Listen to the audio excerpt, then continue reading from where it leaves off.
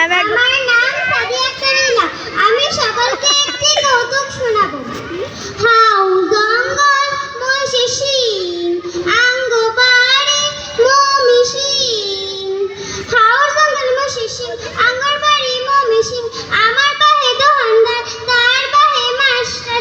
আমার চিনা স্বামী কি মমিসিং গাবেরি। আমার চিনা স্বামী কি মমিসিং গাবেরি।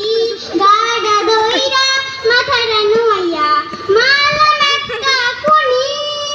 বুকটা হইয়া মাটিতে পইরা কান্দতে থাকবি মিয়া, কান্দতে থাকবি মিয়া। এখনো চেনে না কইরা রইছে চাইয়া দেখো আমি কি মমিসিং গাবেরি, মমিসিং গাবেরি। আমার সকালটা খুবই যন্ত্রণার মধ্যে দিয়ে শুরু হয়। আমি যে রুমে ঘুমাই তার পাশের রুমেই আমার দাদা ঘুমায়।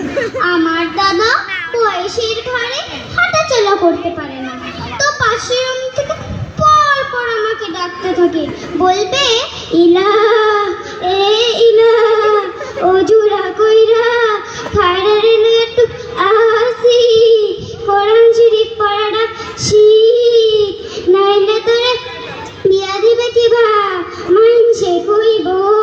সেদিরা হলো কোরআন শরীফ পড়াটা পারে না, তবুও আমার ঘুম ভাঙবে না। এরপর আসবে আমার দাদি।